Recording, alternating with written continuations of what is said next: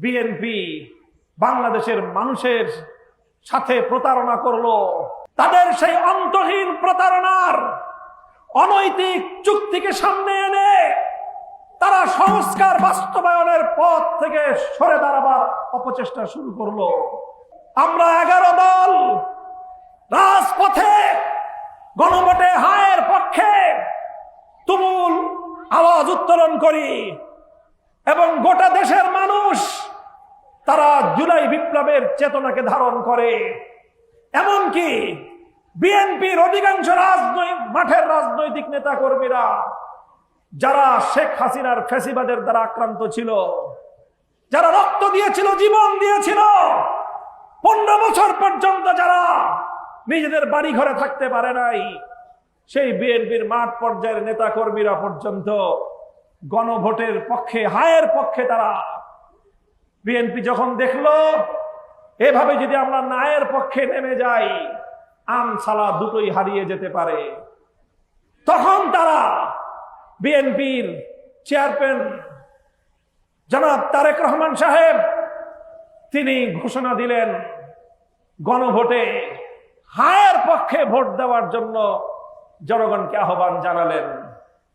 যেভাবেই হোক, যে কারণেই হোক, যে উদ্দেশ্যেই হোক, আমরা জনাব তারেক রহমানের গণভোটে হায়ের পক্ষে ভোট দেওয়ার এই আহ্বানকে ইতিবাচক হিসেবেই বিবেচনা করতে চাই এবং 2026 সালের 12ই ফেব্রুয়ারি নির্বাচনে এদেশের মানুষ ঐতিহাসিক ম্যান্ডেট দিল। প্রায় 70% মানুষ গণভোটে হায়ের পক্ষে মতামত দিল।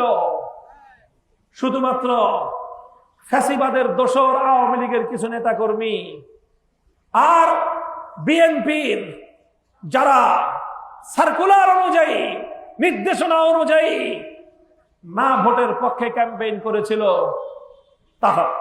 তারা একটা অংশ না বাক্সে ভোট দিল এবং বিপুল ব্যবধানে 70% ভার্সাস 30% গণভোটে বিজয় লাভ করলো। সংসদ নির্বাচনে বিএনপি এবং তার মিত্র শক্তি মিলে 50% ভোট পেল আর গণভোটের বাক্স 70% ভোট পেয়ে বিজয়ী হলো। সংসদে যাওয়ার পর, সংসদের শপথ গ্রহণ করার পর, সংসদ সদস্য হিসেবে শপথ গ্রহণ করে সংসদ সদস্য নির্বাচিত হয়েই বিএনপি বাংলাদেশের মানুষের সাথে প্রতারণা করলো। তাদের সেই অন্তহীন প্রতারণার অনৈতিক চুক্তিকে সামনে এনে তারা সংস্কার বাস্তবায়নের পথ থেকে সরে দাঁড়াবার অপচেষ্টা শুরু করলো এবং বাংলাদেশের মানুষের দুর্ভাগ্য বলতে হয় 70% মানুষের ইচ্ছা এবং অভিপ্রায়কে তাদের সরকার বৃদ্ধাঙ্গুলি প্রদর্শন করা শুরু করলো। সংগ্রামী সাথী ও বন্ধুগণ, আমি আর কথা দীর্ঘায়িত করছি না। আমি শুধু আপনাদেরকে কথাটুকু বলতে চাই, এই যে সংবিধান সংস্কার করার যে দাবি বিএনপি 31 দফা আপনার নির্বাচনী ইশতেহার ঘোষণা করেছে, আপনারা জানেন। সেই ইশতেহারের প্রথম দফাই ছিল সংবিধান সংস্কার।